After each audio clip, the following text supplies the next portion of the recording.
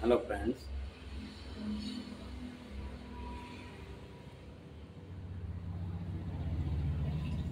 आजकल हृदय रोगों में एक बहुत ही बड़ा रोग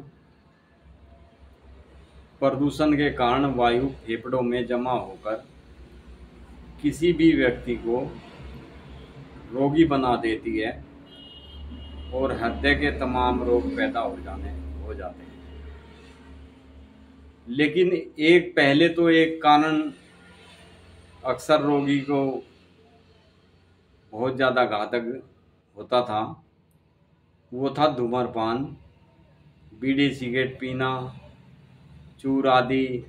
ये लोग बाग पहले से ही काफ़ी संख्या में पीते थे। हमारे पास भी कई पेशेंट ऐसे आए अस्थमा के, दमे के, जो आज बिल्कुल स्वस्थ हैं। वे लोग स्मोकिंग करते थे। हमने उन्हें कहा, भाई जब आप सांस के मरीज हैं तो आप स्मोकिंग क्यों करते हो? तो उनका कहना था, ये इंसान की सोच होती है, आधी बीमारी वो अपने आप अपनी बॉडी में पैदा कर लेता है।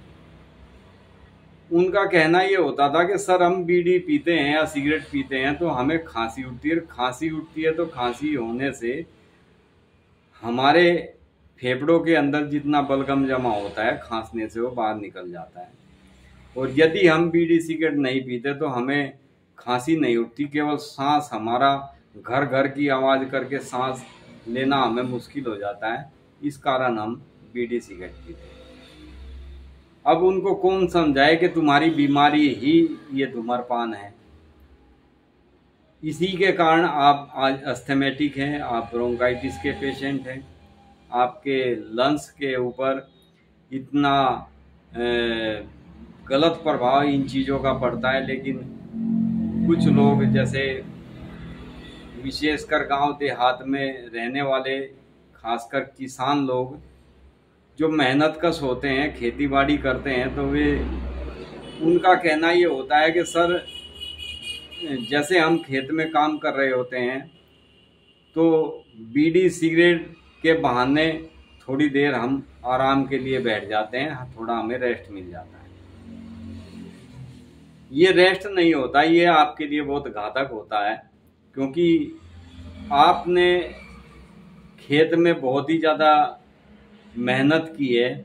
आपको अच्छा भोजन चाहिए, आपको अच्छी ऑक्सीजन चाहिए, आपको अच्छा खान पान मिलना चाहिए, और आप लोग उस चीज़ को ना लेकर आप अपने फेफड़ों को और ज़्यादा प्रेशर में डाल देते हैं। कुछ तो सांस, जैसे आप हार्ड वर्क करते हैं तो उसी से आपका सांस फूल जाता है, रही सही कसर आप जो है स्मोकिंग करने से कर देते हैं। खैर, समझाने से जो लोग मान जाते हैं और होम्योपैथिक मेडिसिन का सही तरीके से इस्तेमाल कर लेते हैं तो उनकी बीमारी बिल्कुल जड़ से ख़त्म हो जाती है। ऐसे हमारे बहुत पेशेंट हैं जो आज स्मोकिंग नहीं करते और स्वस्थ हैं। उनको किसी भी किस्म की अस्थमा की, ब्रोंकाइटिस की, यहाँ तक के खांसी तक की कोई शिकायत नहीं है।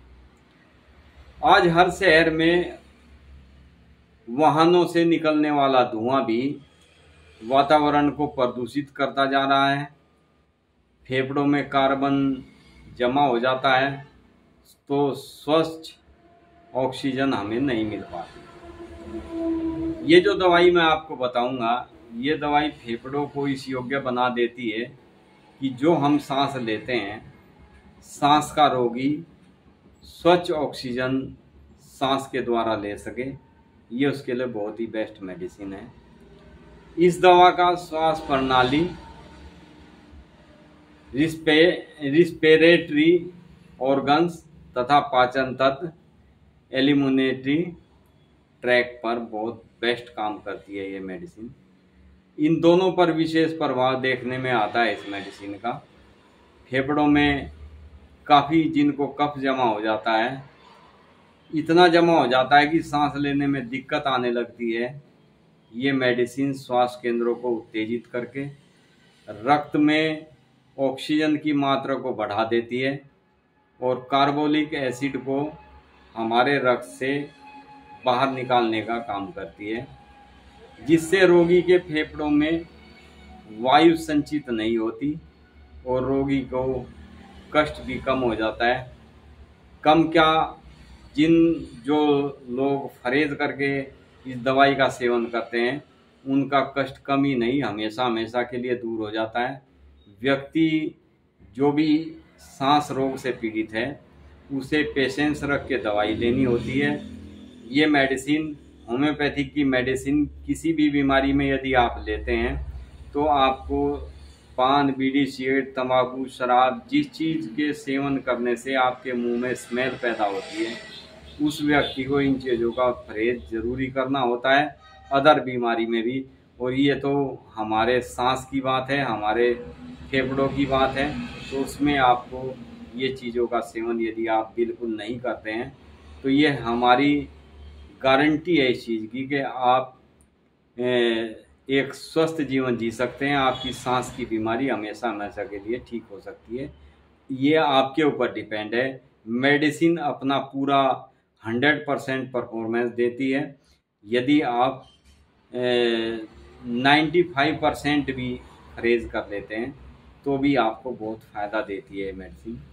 यदि व्यक्ति सांस रोग में लंबे समय से पीड़ित है और वो व्यक्ति धैर्यपूर्वक इस मेडिसिन का प्रयोग करता है तो हमारा दावा है इस चीज़ का, सांस से संबंधित रोग कोई भी हो, वो अस्थमा हो, ब्रोंकाइटिस हो, यहाँ तक कि टीबी हो या अन्य कोई भी प्लूरिसी हो, कोई भी अन्य रोग हो, इसके प्रयोग यदि वो इस दवाई का प्रयोग करता है और तो उसकी हर एक प्रॉब्लम, चाहे वो हार्ट से भी संबंधित प्रॉब्लम हो, आपकी हमेशा हमेशा के लिए दिक्कत दूर हो जाती है।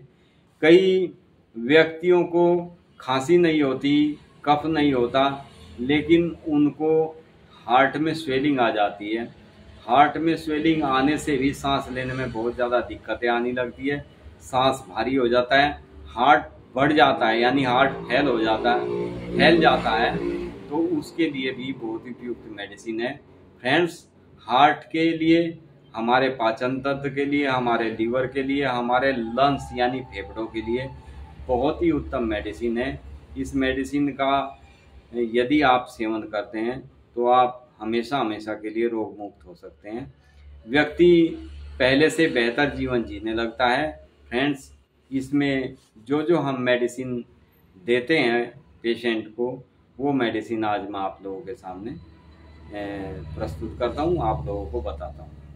फ्रेंड्स, सबसे पहली मेडिसिन इसमें एसपी डोस्पर्मा होम्योपैथी की इतनी बेस्ट मेडिसिन है जो आपको, आपके लंग्स को, आपके हार्ट को नेचुरल ऑक्सीजन प्रदान करती है। आप जो वायु प्रदूषण होता है, ये उस प्रदूषण को हमारे लंग्स से बाहर निकालती है, यानी कार्बन जो जमा हो जाता है हमारे सांस के द्वारा हमारे लंग्स में, उसको ये बाहर निकालती है और ऑक्सीजन हमारे लंग्स में प्रदान करने का कार्य करती है। इसको लेने से हमारे ब्लड में ऑक्सीजन की मात्रा बढ़ती है तो पेशेंट दिन प्रतिदिन ठीक हो जाता है। दूसरी मेडिसिन है इसमें इपिकाक। जिस पेशेंट को अस्थमे की शिकायत होती है, सांस लेने में दिक्कत होती है, कफ बहुत ज़्यादा जमा होता है, उसके लिए बहुत ही उपयुक्त मेडिसिन है। तीसरी मेडिसिन है इसमें लोबेलिया इन्फ्लांटा। जिनको अक्सर रात को दिक्कत होती है, आधी रात के करीब पेशेंट को सांस लेने में इतनी दिक्कत हो जाती है कि उसको बिस्तर छोड़ के उठ के बैठना पड़ता है, उसके लिए बहुत बेस्ट मेडिसिन है। एंड लास्ट मेडिसिन है इसमें रेननक्यूलस बुल्बोसस। जिनको हार्ट से संबंधित शिकायत होती है, लंग्स के बीच में, हमारे हार्ट के आसपास की जितनी भी हमारी वेंस है, इनमें सूजन बन जाती है, सांस लेने में दिक्कत है, उसके लिए रेननक्यूलस बुल्बोसस हमने इसमें ऐड की है। ये 4 मेडिसिन है। चारों मेडिसिन आप मदर टिंचर में समान मात्रा में, समान पोटेंसी, यानी सभी मदर टिंचर में आपको मेडिसिन लेनी है। इनको मिलाकर रख लेना है और इसकी 15-15 बूंद दवाई 1/4 कप पानी में यदि पेशेंट की स्थिति ज़्यादा खराब है तो 2-2 3-3 घंटे बाद दो। यदि पेशेंट की स्थिति ठीक है या पहले से सुधार हो जाता है तो उसमें आप दिन में 4 बार दें। आराम होते होते आप समय घटाते रहे, यानी 4 के बाद फिर आप 3 में 3 बार दें। इसको लंबे समय तक आपको पेशेंस रख के इस दवाई को यूज करना होता है।